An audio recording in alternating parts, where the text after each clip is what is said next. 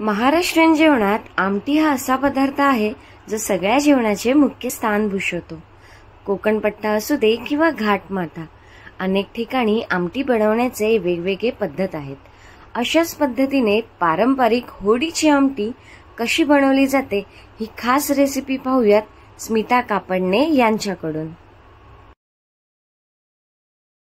होडीच्या आवर्जासाठी लागणारे साहित्य: बेसन पीठ, मीठ, पाणी, हळद।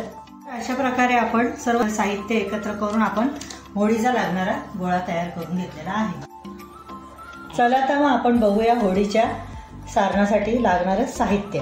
शेंगदाण्याचा कूट, खोबऱ्याचा किस, खसखस, तीळ, मीठ, कोथिंबीर, चवीनुसार साखर, काळा मसाला, गरम मसाला, लाल तिखट, जिरं, हळद, आगरी कोळी मसाला, मोहरी आणि हिंग।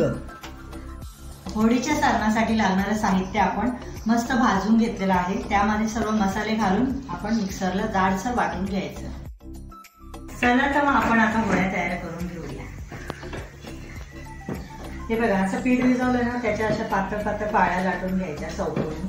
चौकोनी लाटून झाल्या की त्यामध्ये आपण हे बनवलेलं सारण आहे ना, ते असं भरायचं। आमटीसाठी लागणारं साहित्य: कांदा, लसूण, आलं, खोबरं, कोथिंबीर। आमटीसाठी लागणारा वाटणा तयार करून घेतलेला आहे। आपण आता गॅस पेटवून घेतला आहे, त्यावर कढई ठेवली। कढईमध्ये आपण तेल घातलेले। तेल तापल्यावर त्यामध्ये आपण जिरं, थोडी मोहरी, हिंग हे असं परतवून घ्यायचं आहे।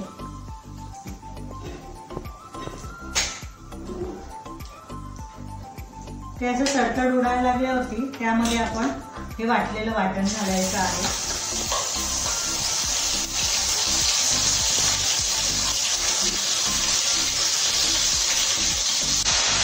ते असं छान परतवून घ्यायचं आहे।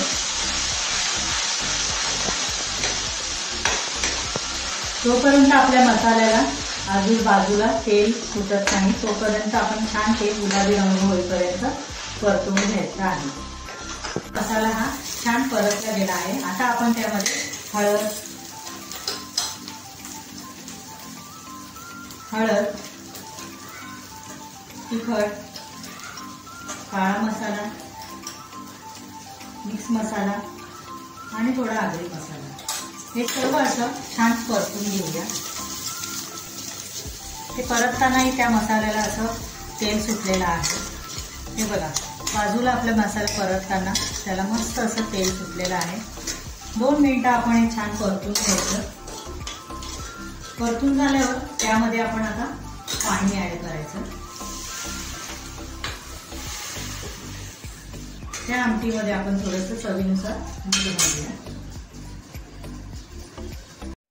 त्यामुळे अशा पारंपरिक पद्धतीने होडीची आमटी बनवली जाते। News 18 local, Priyanka Jagtap, Mumbai.